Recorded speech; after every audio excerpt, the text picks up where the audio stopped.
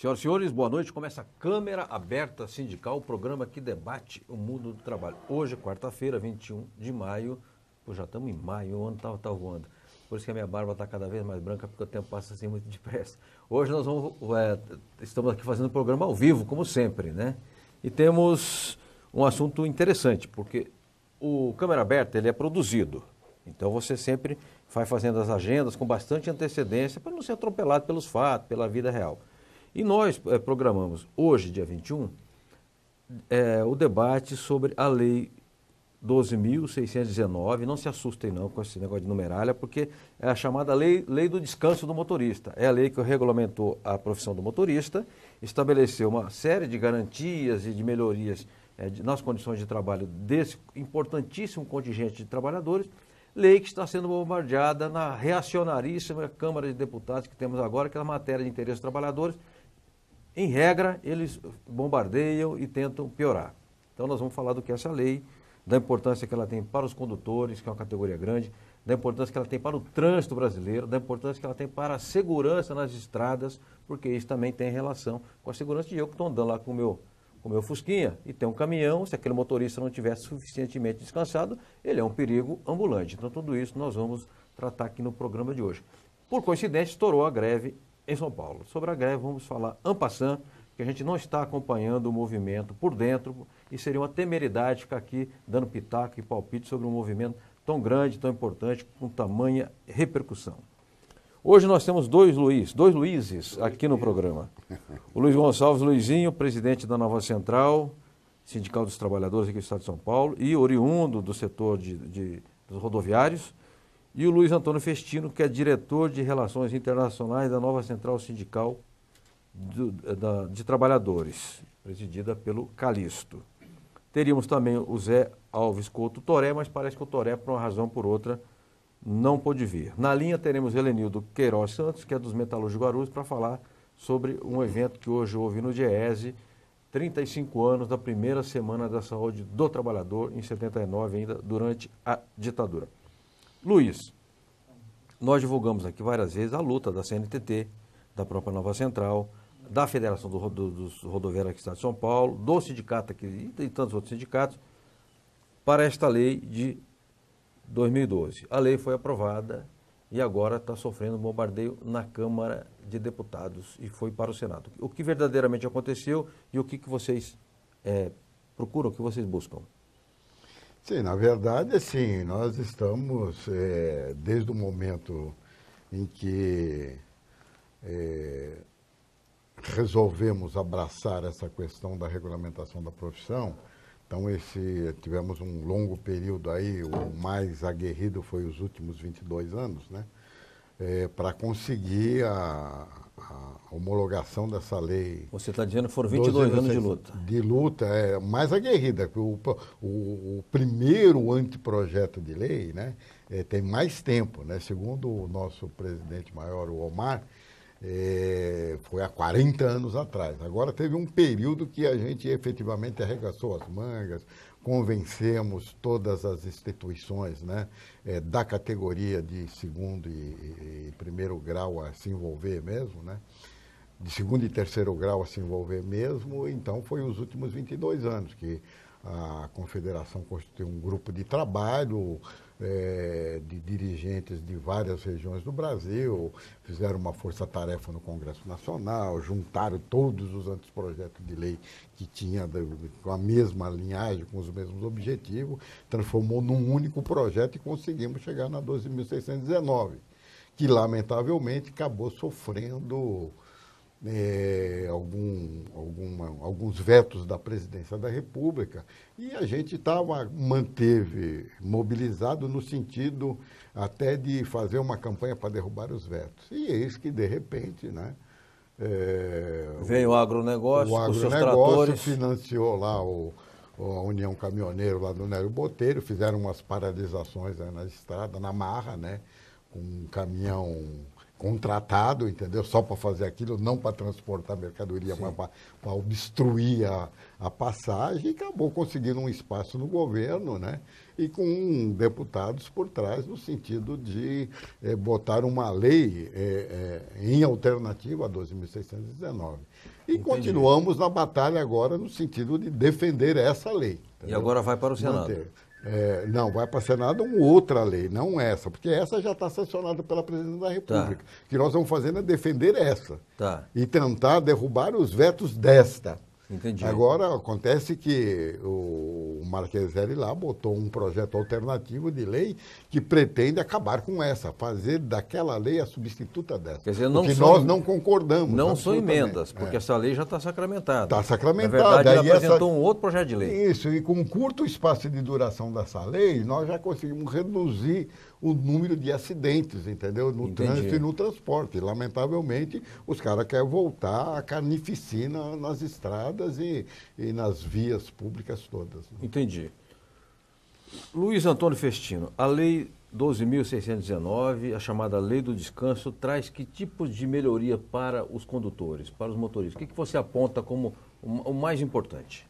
O mais importante é a condição de trabalho e evitar acidentes. É os 2 pontos principais. Né? Tá. Para você ter uma ideia, o Luizinho falou que a lei a proposta é bem antiga. Ela é de 1964. 64 ou 74? 64. 64. Em 64, o presidente João Goulart, talvez foi um dos últimos atos dele, ele fez um decreto que considerou categoria especial, penosidade, insalubridade e periculosidade. Esse decreto, ele abrangia para os mortoneiros, cobradores de bonde, motorista e cobradores de ônibus, e caminhoneiros e ajudantes de caminhão. Entendi. Numa época que você tinha, no Brasil, 1 milhão de veículos. Certo. Né? E tinha 5 mil mortes no trânsito. Certo. Hoje nós estamos com mais de 72 mil veículos e com 42 mil mortes no trânsito. Dessas 42 mil mortes, só em rodovias, 25% ela tem um caminhão envolvido. Ônibus, nós temos um acidente no ônibus rodoviário a cada 16 horas. Isso é um levantamento da ANTT, Agência Nacional de Transporte Aéreo. A cada 16 horas acontece um acidente com um ônibus rodoviário. Sim. Pode não ter morte, mas está acontecendo o acidente. Né? E de lá para cá, vários projetos entraram em tramitação. Hoje ainda tem 30 projetos falando de regulamentação, mas só que a grande maioria, o que nós estamos defendendo enquanto entidades sindicais, não é? As consequências. Sim. Nós queríamos que aprovasse a aposentadoria especial, que durou, desse decreto do João Goulart, ele durou até 95, né, quando veio o Fernando Henrique e impôs condições para aposentadorias especiais. Né? Foi em 95. E com isso nós estamos lutando todo esse tempo para tentar eliminar as consequências. Sim. E o que tem de vantagem para o trabalhador, para o sistema? É que nós, numa conversa na Câmara dos Deputados, né, olha, eliminar consequências, você não tem como, se não eliminar a causa. Por isso que o projeto ele teve uma nova direção. Tá. Ele passou a atingir todos os motoristas, que os projetos que existiam na época, ou era para motorista de transporte coletivo, ou era para caminhoneiro, né? E todos eles, a única coisa que tinha ali era a redução de jornada de trabalho. Tá. E o resto era aposentadoria, penosidade, seguro. Sim. Da nossa proposta em 2005, né, em conjunto com 5 deputados, não foi uma coisa isolada, com a participação de todos os partidos, a doutora Clair do Paraná, PT, Vitor Assi do Paraná, PT, Sérgio Miranda, na época, PCdoB, Walter Barelli, PSDB. Sim, sim. Então nós tivemos um conjunto de deputados estudando a matéria e chegamos a uma conclusão. Olha, nós temos que eliminar a questão da jornada, em primeiro lugar. Quer dizer, vocês identificaram que no excesso de jornada estava a causa principal. Era a causa principal. Tá. Por quê? O excesso de jornada obriga o motorista a consumir drogas, Entendi. que é o grande mal, que não é só na categoria, né? Certo. Ele é em geral, mas para o motorista, ele tem uma consequência, não só para o motorista, para a população em geral. Que nem você disse, você está com o seu Fusquinha, você não está sabendo se tem um motorista lá na frente com 20 horas, 30 horas. Nós chegamos a pegar 36 horas de trabalho. Meu Deus. Né? Então, a partir daí, o projeto começou a ser discutido e chegamos nessa lei. Mas que beneficia quem? Todos os motoristas. Não discrimina o motorista do passageiro, não discrimina o motorista de carga, não discrimina o autônomo e não discrimina até o motorista que está no serviço público. Entendi. Isso por quê? Se você tem uma regra que a velocidade em tal via é 60 km, ela é para todos os motoristas. Não interessa se ele é autônomo, tudo mais. Por que a jornada é diferente? Então, chegou essa conclusão. Sim. E que foi o grande avanço que nós tivemos. A lei, ela abrange todos os motoristas, que é mais de 5 milhões no país. A categoria somada, se você somar o motorista de carreta, o caminhoneiro, o cegonheiro, esse de transporte o SEASA e essas coisas, todas 5 milhões. Mais de 5 milhões, é mais. Serviço público. Porque nós não temos dados oficiais, né? Somente os dados oficiais do transporte de carga. Você tem hoje em torno de 3 milhões, só no transporte de carga, que é aquele veículo acima de 4 mil quilos. Sim, sim. Mas só que o transporte de carga você tem os pequenos veículos, sim, né? Claro. Que é a grande maioria. Tá. Nós temos 5 milhões daí que nós não sabemos onde está. Ou ele pode estar na indústria, ou ele pode estar no comércio. E a lei também vem beneficiar esse motorista que nunca você pensou, olha, ele é da categoria. Perfeito. Festino, muito boa a sua explanação e a gente, ouvindo o que você está dizendo, o que o Luizinho diz, você vai descobrindo, né, coisas que estão na nossa cara e a gente acaba não vendo.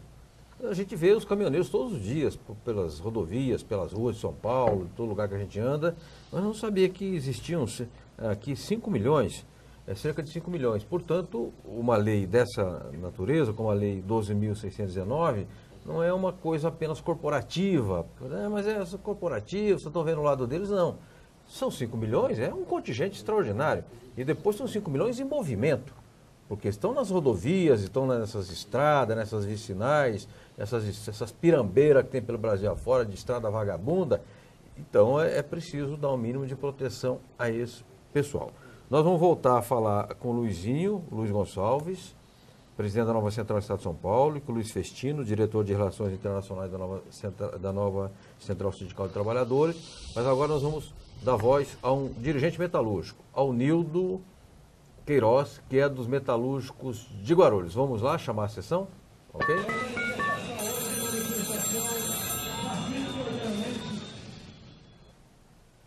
Nildo, quero crer que você esteja na linha me ouvindo. É João Franzinho quem fala. Tudo bem com você? Tudo bem, João. Boa noite a você, tudo bem. Nildo, me diga uma coisa. Você esteve hoje pela manhã num evento no DIEESE.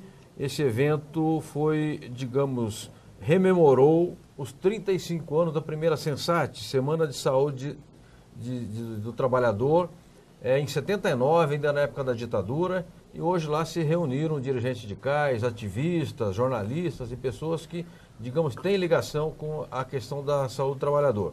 Você é diretor de Saúde e Segurança do Trabalhador dos Metalúrgicos de Guarulhos. Você achou a iniciativa válida, Nildo?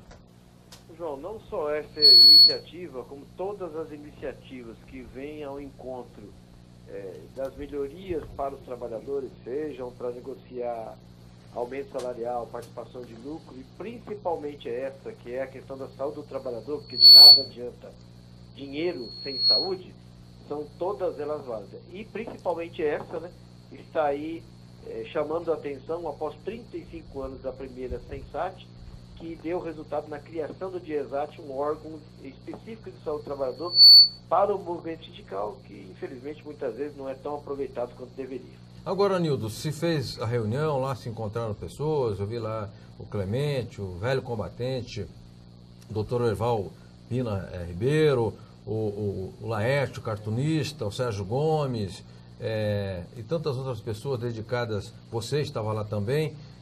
Bem, se reuniu, se falou do passado, fez lá um balanço, se foram feitas considerações sobre as condições de trabalho hoje em dia, e daqui para frente, se fará o quê? Bom, João, o que todo mundo entende, né, que acha que é importante daqui para frente, é que o sindicalismo volte a ter como mote, como sua bandeira de luta verdadeira, as questões de saúde do trabalhador. Muitos anos se passaram, a tecnologia avançou nos ambientes de trabalho, inclusive, você estava falando com o pessoal aqui dos caminhoneiros, né?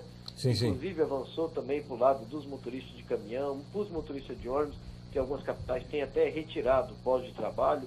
Graças a Deus aqui em São Paulo a gente conseguiu combater isso. Então é importante que a gente possa estar discutindo essas questões do passado para poder prever ou pelo menos planejar quais são as ações que a gente tem no futuro. E precisamos engajar de novo o movimento sindical nessa questão de saúde do trabalhador. E apesar de todas as dificuldades que esse tema ainda encontra e a resistência, precisamos encontrar soluções que engajem de fato o movimento sindical nessa temática, porque não dá para nós brasileiros ficarmos considerando como normal as mais de 3 mil mortes que acontecem por ano, os mais de 750 mil acidentes, as mais de 80 mil mutilações que tem no Brasil e o custo que é de tudo isso, que é a sociedade que paga de mais de 40 bilhões de reais, né? Perfeito. Nildo, eu quero agradecer muitíssimo a sua presença, a sua participação e dizer que vamos, em breve, marcar um programa para a gente tratar dessa questão da saúde dos trabalhadores e ver se juntamos aqui você, o Clemente e outras pessoas, a doutora Maria Maene, tantas pessoas que têm uma vida dedicada a essa questão. Muito obrigado, um forte abraço. Obrigado a você, obrigado a todos. Eu só queria fazer uma consideração também, que a semente plantada há 35 anos atrás, ela deu vários frutos. E um dos frutos importantes é que a parte de saúde do trabalhador está sendo discutida dentro do mundo acadêmico, ou seja, está dentro da faculdade de ESE, como uma das matérias estruturantes desse curso. Perfeito. Obrigado, Nildo. Voltamos aqui com o Luizinho. Luiz Gonçalves. O Nildo, ele é ativo, inclusive ele integra o Conselho Municipal de Saúde em Guarulhos, integra e participa, porque às vezes fica lá só pro forma e acaba não fazendo nada. Não é o caso dele. No caso dos motoristas, do pessoal que trabalha na área de transportes, além dos acidentes, que é a face mais visível, né, da questão, o que afeta esses trabalhadores? É problema de postura. Agora eu vi um negócio de trepidação, porque os ônibus têm uma trepidação que também afeta o organismo, é estresse. Quais são assim, as doenças mais comuns, os males mais comuns? São um conjunto de situações que efetivamente abala a saúde dos condutores de veículo. Nas grandes capitais, grandes cidades, como aqui trabalhar na capital, né, é estressante trabalhar no ônibus urbano, no táxi e tal. É o estresse do trânsito, o congestionamento, a poluição do ar e tal, entendeu? A exposição ao sol, porque tem um momento que você vira o carro e que você está de frente para o sol e não tem jeito, não é o quebra-sol, não é que te protege, entendeu? E a gente não foi educado a usar, inclusive, protetor solar, então o pessoal fica exposto mesmo, entendeu? E não tem nem política para isso de ter proteção solar e o pessoal fica direto. E aí é barulho, né? Essas carrocerias de ônibus aí é uma coisa medonha, entendeu? Que não é só a vibração de corpo inteiro, o processo que a nossa entidade moveu contra as empresas, ganhou várias, entendeu? Inclusive a do Valdevan 90, o presidente do sindicato, foi uma das primeiras a ser penalizada, né? Condenada na questão da vibração do corpo inteiro. É a Campo Belo, aqui na área 7, se não me falha a memória. Foi uma das primeiras a ser penalizada. Então tem a questão da vibração do corpo inteiro, tem a questão da surdez do ouvido em virtude da barulheira.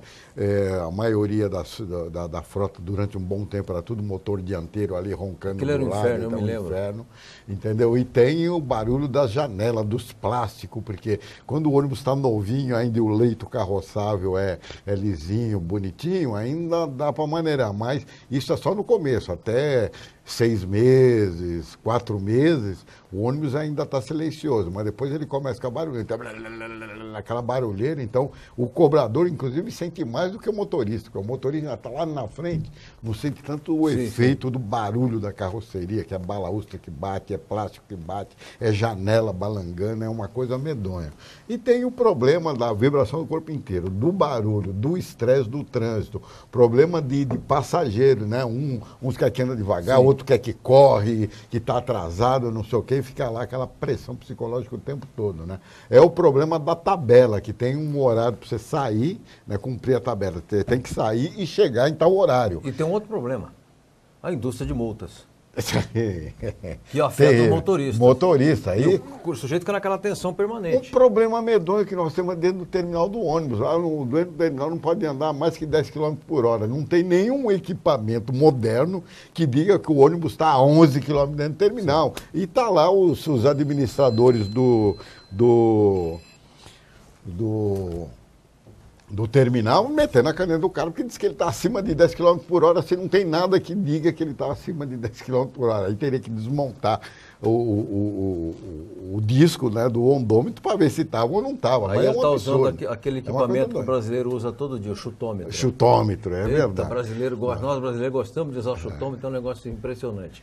Então, complementando, é isso, tem todo esse problema. O problema de coluna é sério, o problema de gástrico na categoria é muito grande, por causa da vibração do corpo inteiro. A coluna, em virtude do martelamento, do problema ergonômico do carro, passa em valeta e não sei o quê, e as vértebras ficam ali, ó, martelando uma em cima da outra o tempo todo. Então, o cara com 40 e poucos anos, ele está moído, entendeu? Entendi. Aliás, eu queria, Festino, não querendo falar mais que os convidados, eu, nos anos 80, participei do movimento sindical em Americana, e lá nós ajudamos a fundar algumas associações. Era a época da ditadura ainda. Uma das associações foi dos motoristas. E o primeiro presidente chamava Antônio Valentim de Brito. E como não tinha recurso, ele era barbeiro, ele foi contratado para o sindicato dos borracheiros e ele presidia a associação e era o barbeiro lá do sindicato. E um dia eu perguntei para o Brito, Brito, me diga uma coisa, por que o motorista é tudo barrigudo? Você tem uma vida muito sedentária? Ele diz, não, você faz a linha, vai e volta, em determinado ponto lá, no ponto final você para, pega a marmita e come e você tem que voltar. Tem banheiro, tem que pedir o banheiro emprestado para o dono do boteco, então você se alimenta, você acorda cedo, tem que comer bastante, e aí você não anda 1 quarteirão, 2 quarteirões, 3 quarteirões, ou seja, é um sedentarismo impressionante. Mas antes, para não ficar muito restrito a esse assunto, aí tocado pelo evento que hoje houve de manhã no Diese, eu queria voltar aqui à lei. O que é a lei que o Marcheselli defende?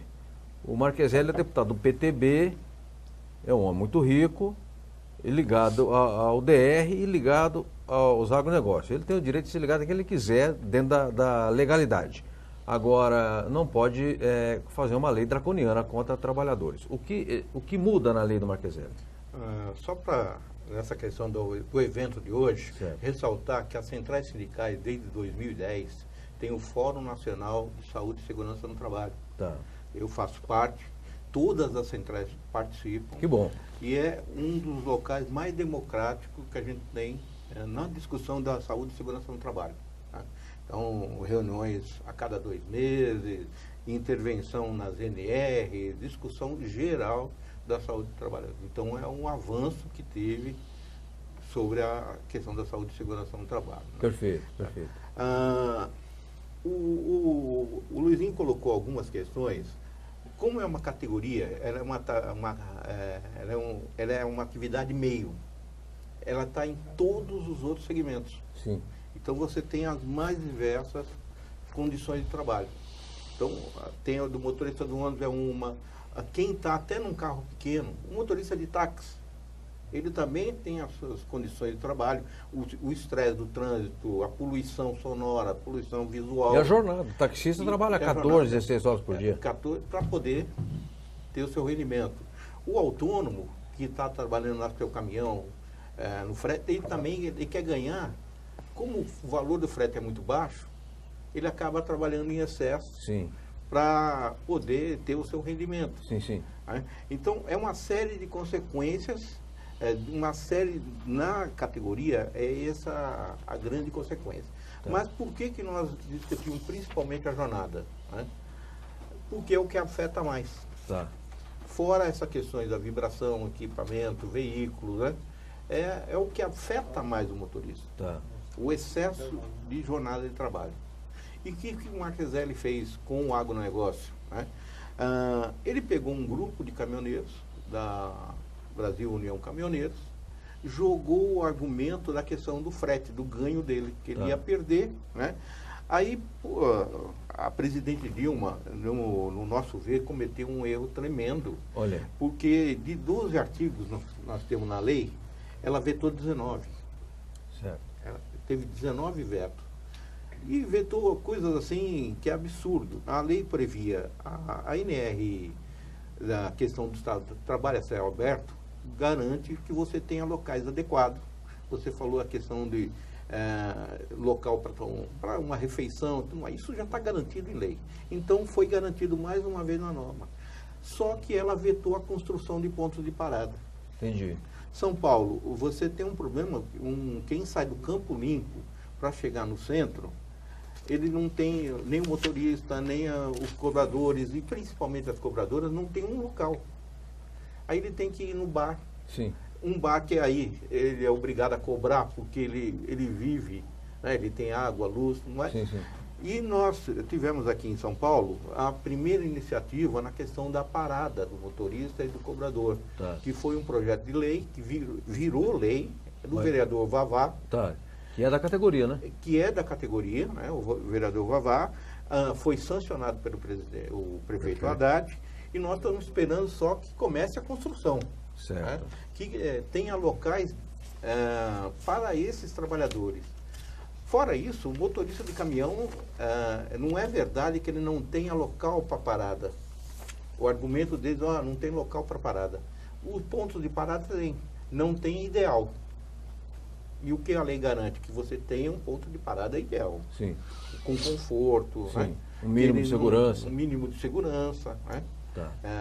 Não é tão rígida, a lei não é tão rígida, não, você tem que circular 4 horas e tem que parar onde tiver. Não, se você deu as suas 4 horas, que foi também a grande vitória, né? Nenhum motorista pode dirigir mais do que 4 horas. Tá. O que o Marcheselli quer, o que aprovou no 42 e 46, né, que é o PL que foi para o Senado, aumenta para 5 horas e meia. Tá. Então você em 2 anos conquista uma vitória que motorista nenhum pode dirigir mais do que 4 horas. Ele tem que ter uma parada de 30 Sim. minutos. Eles já aumentaram para 5 horas e meia e pode parar até 6. Tá. 30 minutos. Entendi. Né? Então, a incoerência total do avanço que tem na questão da jornada. E isso atinge todos os motoristas, né? Que nem Sim. você disse, o motorista de táxi. Sim. Ele também está enquadrado, ele também tem que ter uma jornada. Né? Ele não pode viver somente do ganho, que ele é obrigado a trabalhar para ter um ganho, né? Então, E nem ser escravo dessas frotas. Mas Porque é uma tem mais situação, essa situação. aviltante do trabalhador de frota, em regra, eu não estou falando das exceções. Né? Você pergunta para qualquer taxista, companheiro, quantas horas trabalhou ontem de frota? 14, 15 horas. Exatamente. Essa semana eu me peguei um taxista, nome Gilson, muito simpático, pernambucano. Ele disse 16 horas ontem. Como é possível o ser humano suportar 16 horas? Não tem a menor possibilidade. Bom, nós temos um intervalo, eu estou vendo 19h28, o relógio está... Daqui a pouquinho eu vou chamar o intervalo, quero mostrar alguns materiais. Temos uma pergunta do Nildo Nogueira, um comentário. Pedro, do bairro do Limão, Vila das Mercês, o Pedro. Temos aqui Tereza do Centro. Temos também aqui o Jaime do Bonfilholi, que é o nosso... habituei aqui no programa, como o Nildo participa de todos os programas, e daqui a pouco a gente coloca as perguntas desses telespectadores. Eu quero mostrar alguns materiais sindicais também, antes de ir para o intervalo, que este aqui é o jornal Destaque da Federação dos Comerciários do Estado de São Paulo, 1º de maio, festividades e reflexão nas bases comerciárias. Aqui uma foto de primeira página de um evento em Taubaté, com Carlinhos, presidente, uma moça que deve ser uma comerciária, e o Mota, que é o presidente da federação. Também tem aqui o editorial do presidente Mota. Quero mostrar um jornal do meu sindicato, Sindicato dos Jornalistas, que produziu uma edição especial do jornal Unidade ditadura nunca mais. E 50 anos especial, 50 anos do golpe. Evidentemente que todos os trabalhadores sofreram o golpe, mas os jornalistas foram, digamos, um dos focos principais da repressão na ditadura, haja vista para o caso do Vladimir Herzog, assassinado no DOI-CODE. Quero mostrar também, isso aqui é um boletim, veio grandão, assim, porque eu pedi para a gráfica fazer maior, porque eu vou enquadrar e entregar para um diretor nosso, que é a luta dos trabalhadores na Gerdau. Mobilização nacional na Gerdau. Sindicalistas exigem que a empresa negocie e melhore relações trabalhistas.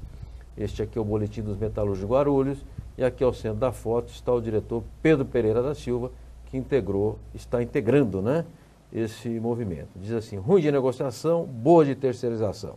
É isso que a Gerdau, cujo proprietário, presidente, está sempre falando, sendo recebido pelo presidente da República, tem soluções para tudo. Quem sabe ele comece pela sua empresa, aí já estará dando um bom exemplo. Nós temos um intervalo habitual aqui do programa, 2 ou 3 minutos, e daqui a pouco voltamos com o Luizinho e com o Luiz Festino falando da lei dos motoristas, da lei do descanso, das condições de trabalho dos motoristas e da luta que agora será travada no Senado, ok? A FEComerciários, formada por 68 sindicatos filiados no estado de São Paulo, representando 2,5 milhões de comerciários, apresenta Momento FEComerciários.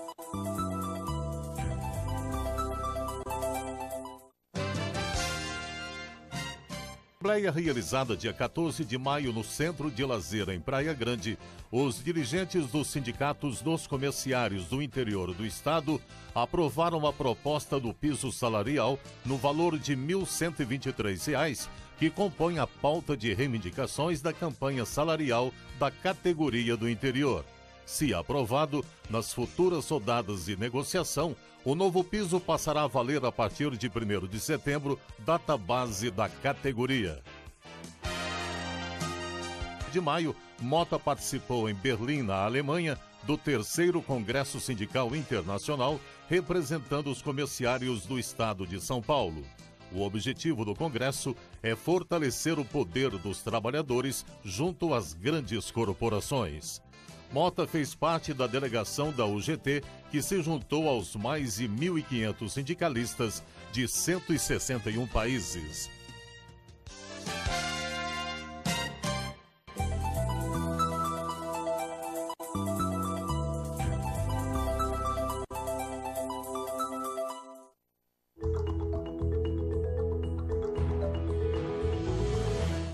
Olá, profissional de beleza. Meu nome é Maria dos Anjos Mesquita Elmercer. Eu sou presidente do Sindibeleza, sindicato que representa você, profissional de beleza, cabeleireiro, manicure, esteticista, depilador e maquilador.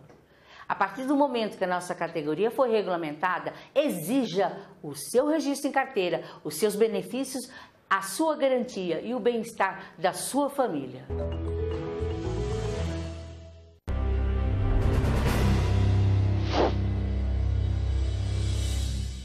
Queria estar batendo um papo hoje com vocês sobre a questão que é de extrema importância para nós, que é a questão da segurança no trabalho e não nos envolvermos em acidente de trabalho. Então, essa é uma luta antiga, geral do movimento sindical, e é para isso que, inclusive, nós conquistamos o direito de eleger os nossos representantes na CIPA. É isso aí, companheiro, estamos juntos nessa batalha em defesa, ou melhor, indo pelo fim dos acidentes de trabalho. Muito bem, voltamos com Câmara Aberta Sindical ao vivo. Estamos hoje com o Luizinho da Nova Central, que é do setor de transportes, e com o Luiz Festino também, que é dirigente da Nova Central, diretor de Relações Internacionais. Tem aqui o Nildo Nogueira, Luizinho, que ele diz o seguinte: eu gostaria de falar para o Luizinho sobre o fato do brasileiro não estar preparado para usar o protetor solar. A realidade não é essa, mas sim que o produto é caro e não está ao alcance do bolso do trabalhador. E isso, evidentemente, que acaba gerando câncer de pele, e diz aqui, manda um abraço a todos. O que você tem a dizer? Eu tenho acordo. Efetivamente, nós, as centrais todas, fez uma luta árdua para conseguir uma efetiva política de de recomposição do valor do salário mínimo nacional, e agora estávamos correndo o risco de perder essa política de correção do salário mínimo nacional. E, felizmente, agora no 1º de maio, a presidenta Dilma se comprometeu com o movimento sindical, com as centrais sindicais, que vai reeditar a política de valorização do salário mínimo para que ele volte a ser o salário mínimo constitucional. E aí nós vamos poder comprar protetor solar. Vai demorar um pouco, companheiro, mas estamos juntos. Enquanto isso, vamos baixar o preço do protetor solar, porque verdadeiramente o preço de medicamentos e fármacos em geral no Brasil é abusivo, é absurdo. Agora é importante dizer o seguinte: o custo da mercadoria também é consequência do custo da mão de obra para fazer o produto. É coisa dos nossos companheiros químicos, né? E também do transporte precário no Brasil, que né, aí nós vamos ver toda a roda, né, da economia. Não é, Festino? Exato. As rodovias mal conservadas, os veículos sem a manutenção necessária, e aí acaba gerando problemas. Problema da infraestrutura, né, para ir no popular. Diz aqui o Jaime do Bonfilioli, ele pergunta em que medida as relações trabalhistas e o próprio poder dos sindicatos poderão sofrer alterações se o STF julgar legal a contratação da mão de obra terceirizada, porque saiu do TST, para a alegria do patronato e dos seus advogados. Só conto que é advogado para patrão, só fazendo aqui uma alfinetada, né? E deverá ir para o Supremo. Você tem que expectativa? Ou não há nenhuma expectativa? Não estou vendo expectativa. Inclusive, o que provocou é a pejotização no setor de transporte. O que os empresários estão fazendo? Eles estão aqui fazem um contrato, cede o caminhão e você terceiriza. Você cede e tem motoristas, já está com 2 caminhões, só que ele está terceirizando o outro motorista. Sim, sim. Tem transportadora que tem motoristas, que era motorista da empresa, hoje já está com 4 caminhões, só que ele está precarizando e terceirizando nos outros caminhões. Tá. Tem uns que já nem dirigem mais. Então, um dos grandes problemas no transporte de carga, que é a terceirização, a quarteirização. Sim. E você chega até no agregado. E esse agregado vem a ser o quê? Na verdade, ele acaba não sendo nada. Ele não tem garantias trabalhistas nenhuma, né? Porque ele coloca o caminhão lá como se ele estivesse alugando. Uhum. Só que o motorista que está ali no caminhão tem que ter as garantias legais. Entendi. E a grande maioria não tem registro de carteira nem nada. E não simplesmente. Então, a terceirização ela é proibida no transporte. Como é uma atividade fim, né? Você não pode terceirizar o motorista. O ajudante sim, né? O pessoal de manutenção, tudo mais. Mas o motorista não pode ser terceirizado. Então, eles arrumaram essa saída. Eu há pouco falei daquele instrumento que o brasileiro usa, o chutômetro, aí já estamos usando aquela famosa lei que nós brasileiros tanto prezamos, que é a gambiarra, né? Exato. Aí faz uma gambiarra, improvisa e tem sempre alguém que paga o custo disso. Eu registro aqui, Enéas, uma revista, né, de julho de 2012, que documentava naquele momento importante, motorista profissão regulamentada e até, aqui tem toda a documentação dessa luta, desse histórico, né, das mobilizações, e tem até uma parte aqui, olha, interessante, que é histórica, né? Aposentadoria especial, direito conquistado e que tem de ser resgatado. E mostra aqui um decreto do João Goulart, do Jango, e depois aqui uma foto antiga de transporte de cana-de-açúcar em Mococa, aqui em São Paulo, em 1964. Está feito o registro. Eu vou até doá-la para o Instituto João Goulart, porque acho que o próprio João Vicente, talvez filho do Jango, não tem conhecimento dessa iniciativa de seu pai. Quero mostrar também a revista Linha Direta, do Sindicato dos Trabalhadores em Telecomunicações do Estado de São Paulo, Sintetel, que aqui evidentemente fala da ditadura, 20 anos de escuridão, com a derrubada, olha, de João Goulart no poder, nem tinha visto. O Brasil viveu um condenável período ditatorial. Quero agradecer ao Marcos Tirelli, que me mandou a revista Vou Ler, depois eu mando um e-mail lá comentando. Luiz, agora a batalha vai para o Senado. O Senado é um fórum menor, né? Que tem lá 10% mais ou menos do que tem na Câmara. E no Senado os trabalhadores têm alguns aliados importantes. Um deles é o Paulo Paim, do PT do Rio Grande do Sul. Queria saber como é que vocês vão tratar essa matéria no Senado, se tem já concentração lá, se tem manifestações, se tem reuniões, se vai passar por comissões, se vocês vão realizar audiência pública, como é que vai ser o trâmite disso tudo? Sim, eu acho que o Luiz Festina, que está mais investido de informações, porque acabou de chegar de Brasília, entendeu? Mas a gente já está sabendo que efetivamente a gente já conseguiu tirar esse projeto de lei do Marqueselli da lista dos projetos de urgente e urgentíssimo, então provavelmente vão ter as audiências públicas, vai passar pelas comissões e nós vamos ter como debatê-lo profundamente a ponto de impedir que ele venha substituir a nossa 12.619. Então temos um trabalho permanente lá. Enquanto isso a lei vigora. Com certeza, vigora. Não foi derrubada a lei. Não, ela foi sancionada, está em vigência a lei. Está em vigência. E o que o novo projeto, o que está lá no seu último artigo, que elimina todas as multas, todas o que o empresário sofreu de ações, elimina. Tudo que aconteceu 2 anos antes dele, ele passa a borracha. Passa a borracha. Né? Então, completando o que o Luizinho colocou, essa semana nós tivemos uma semana bem produtiva em Você Brasília. veio de Brasília hoje, é isso? Estou chegando hoje, né? Segunda-feira nós tivemos uma audiência pública no Senado, com o senador Paim, Mobilidade Urbana, Estatuto do Motorista, que é o projeto do senador Paim, né? E o Brasil século XXI. E nós preparamos 5.000 cruzes e colocamos no gramado do Congresso. Olha aí. Deu uma repercussão enorme, pelo menos em Brasília, deu uma repercussão enorme, porque toda a imprensa foi querer lá saber, por que 5.000 cruzes? Certo. Significa os 5.000 motoristas que morrem, só motorista, hein? Não estou falando os demais.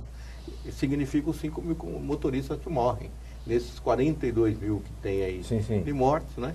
E essa audiência pública acabou refletindo no manifesto que o senador Paim leu ontem no Senado. E em seguida nós tivemos uma reunião com o presidente Renan Calheiros. Presidente do Senado. Presidente do Senado, Ele foi receptivo? Oi? Ele foi receptivo a vocês? Foi muito receptivo, inclusive se comprometeu, a imprensa do Senado, vários órgãos que estavam lá, e deu um destaque hoje que ele se comprometeu a ter uma tramitação da lei normalmente, como se não tivesse pedido de urgência nem nada. Porque o agronegócio está tentando o que eles fizeram na Câmara, colher a assinatura da grande maioria dos líderes. Aí a gente tem uma restrição a alguns partidos que são totalmente ao lado dos trabalhadores, né, que acabaram assinando o regime de urgência. E no Senado, a nossa grande preocupação é essa, eles estão colhendo a assinatura para ter o regime de urgência no Senado também. O que acontece? Você não tem discussão nenhuma, vai para o plenário e vota, que nem aconteceu na Câmara. Aí atropela. Né? E eles têm mais voto. Nós perdemos de 200 e pouco esse PL a 70 e pouco só. Né? E no Senado, o Renan, o presidente, se comprometeu a ter uma tramitação normal. Para que haja toda a discussão, o debate. Que nós concordamos que a lei precisa de aperfeiçoamento. Principalmente em cima dos vetos, né, que foram feitos. Nós concordamos. Mas não que seja imposto do jeito que eles querem. De 8 horas de trabalho, eles querem 12. O que foi aprovado. Né? Então, já é 8 horas, que é a Constituição, mais 2 horas extras. Eles estão colocando mais 2 horas, que chega a 12. Né? O intervalo intra-jornada, que é 11 horas para qualquer trabalhador, eles falam, não, o motorista não dorme 11 horas. Não, mas trabalhador nenhum dorme. Claro, mas ele tem a vida social, ele tem a família, tem o filho, tem as compras para fazer, tem que pagar as contas. A alegação deles é que o motorista não quer ficar parado dentro do caminhão 11 horas. alguns argumentos que não convencem ninguém. Sim, né? sim. Reduz para 8 horas e fraciona as outras 3 horas durante uma semana. Aliás, isso faz me lembrar um famoso texto que circula aqui em São Paulo, da Fiesp, né? Quando se tentou estabelecer o direito de férias. Esse texto é famoso, Luiz, todo mundo conhece. E aí a Fiesp produziu a gloriosa Fiesp, o SCAF, né? O glorioso SCAF. Os antecessores eram o seguinte: se tiver férias, o trabalhador vai ficar nos bares, se embriagando, vai ficar em más companhias, fica lá rendendo, fazendo uma mais-valia absoluta lá para o patrão, lá para render o máximo, até a última gota de suor. Né? Então, me parece que o pensamento da Casa Grande não muda nesse país, é um negócio impressionante. Passam os anos, passam as décadas e a Casa Grande ainda tem aquela mentalidade de dono de engenho. É um negócio impressionante. Teve o deputado Jundiabe, aqui de Mogi das Cruzes, né? Ele chegou e falou, não, ele como hortifruti granjeiro, falou que a verdura dele não pode parar. Sim, mas o caminhão não pode, o motorista tem que parar. Sim, mas o risco do negócio é do proprietário, não é do sujeito que está transportando o produto dele, na verdade? O que nós colocamos o caminhão não pode parar, claro, mas o motorista tem que parar. E aí teria que ter um ajudante, um segundo motorista. E você estava falando aí a questão da sua categoria, né, jornalismo. O sindicato fez uma reportagem muito boa, acho que há uns 5 anos atrás, tudo mais, o motorista de reportagem. Tá. Consulta lá, vai ter um jornal do Sindicato Jornalista, o motorista de reportagem. E se for de reportagem policial desses da Atena da vida, o sujeito é risco de vida, porque entra na viela e tal. E quando você começa a pensar, realmente, também é uma profissão de risco. Pois é. E a jornada, quando você pega uma reportagem que dure muito tempo, sim, sim, esse motorista ele fica lá parado. Você não pode ir embora. Enquanto fica você à disposição o tempo todo. assunto não se encerrar, né? Às vezes, esses casos, vamos supor, tem uma tragédia, um alagamento, um incêndio em favela, que infelizmente acontece muito, ele fica lá à disposição. Então, você percebeu que é em todas as categorias. Sim, sim, é abrangente, de fato. É muito abrangente, né? E o que nós estamos discutindo agora no Senado e queremos discutir, lógico, no Estatuto vai se discutir categoria por categoria. Primeiro você tem uma regra. Sim. Não pode dirigir mais do que 8. Não pode dirigir mais do que 4 horas contínuo de volante. Depois vamos ver categoria por categoria. Correto. Certo? Aí vamos ver, olha, um motorista do fretamento e turismo, ele pega uma excursão. Sim. Tem que ter uma regra, porque é só aquilo que ele faz. Sim. O motorista que leva o trabalhador para a fábrica, ele faz aquele período e depois o que ele faz? Sim. Ele vai voltar só no final do dia, mas quanto já deu de jornada? Sim. Ele não está dirigindo, mas ele... Né? Então nós concordamos que tem que ter uma regra específica. Corretíssimo. Né? Só não pode mudar tudo, que nem eles fizeram uma mudança, o motorista o transporte passageiro interestadual. Sim. Colocaram a regra de 5 horas e meia. Mas isso há anos, a NTT, a Agência Nacional de Transporte, já tem uma portaria que ele não pode dirigir mais do que 4. Tá. Colocaram na lei, no projeto, que ele pode chegar até 5 horas e meia. Tá. E como é que fica o passageiro? Porque as empresas vão pensar o seguinte, eu quero colocar meu olho lá. E o passageiro não tem o direito de parar? Pois é. Aí não é mais só o motorista. Sim. E quem está viajando com criança, por exemplo, né? Tem que parar numa cantina, num posto, né? Para fazer o necessário. Muito bem. E vai prevalecer, né? Vai prevalecer porque é uma lei. Correto. Em cima da portaria. Perfeito. Acho que nós estamos fazendo um bom programa aqui, esclarecendo bastante a respeito dessa demanda, dessa luta dos motoristas, para que tenham melhores condições de trabalho, para que isso seja estabelecido em lei, para que as garantias sejam efetivas e também, tanto o Luizinho como o Luiz Festino, explicando a reação do setor patronal, sobretudo do agronegócio, que quer passar a régua e impor condições muito lesivas aos trabalhadores. Cerca de 5 milhões no Brasil, é muita gente, não é meia dúzia não. E ainda que fosse meia dúzia, o direito precisa ser respeitado. Enéas, temos a reportagem, então nós temos uma externa e daqui a pouco nós voltamos com o Câmara Aberta Sindical falando dos motoristas, ok?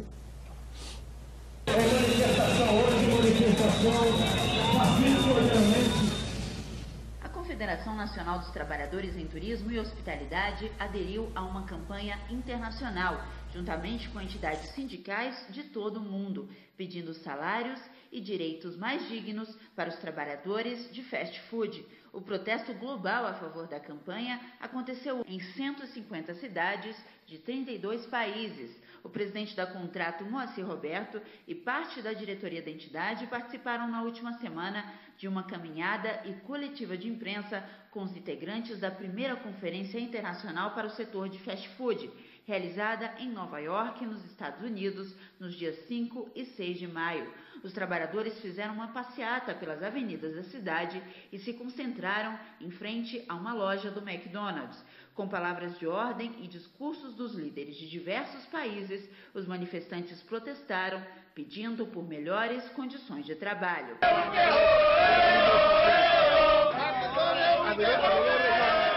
Para nós do Brasil é muito importante nós estarmos aqui em Nova York fazendo uma manifestação contra o McDonald's. No Brasil, essa empresa tem maltratado demais os seus trabalhadores, com jornada flexível, com falta de humanidade, inclusive com trabalho escravo.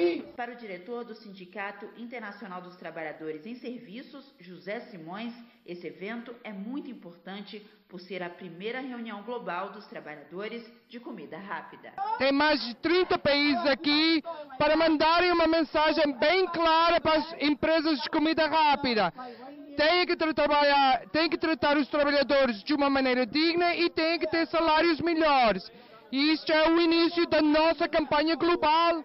Os representantes da Contrato também visitaram lojas da rede fast food nos Estados Unidos, juntamente com os trabalhadores do setor e representantes do Sindicato Internacional dos Trabalhadores em Serviços, para buscarem adesão ao movimento. Eu acho que é muito importante essa nossa vinda aqui. Nós estamos aprendendo, trocando experiência e nós estamos constatando que há uma semelhança muito grande entre a resistência que os estabelecimentos oferecem para que o sindicato fale com os trabalhadores, né? Essa resistência parece que é realmente universal, porque nós estamos vendo que aqui é muito semelhante ao que ocorre no Brasil.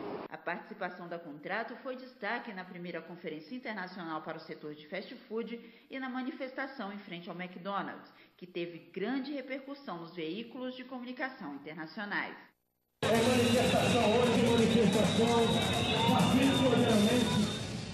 Muito bem, antes de voltar aqui com o Luiz Festino e o Luiz Gonçalves Luizinho, da Nova Central, os dois originários do setor de transporte, eu quero comentar dois fatos importantes do movimento sindical. Primeiro, o terceiro congresso da CSI, Confederação Sindical Internacional, que está acontecendo em Berlim e que deverá, se é que já não aconteceu, eleger um brasileiro presidente na sua primeira vez.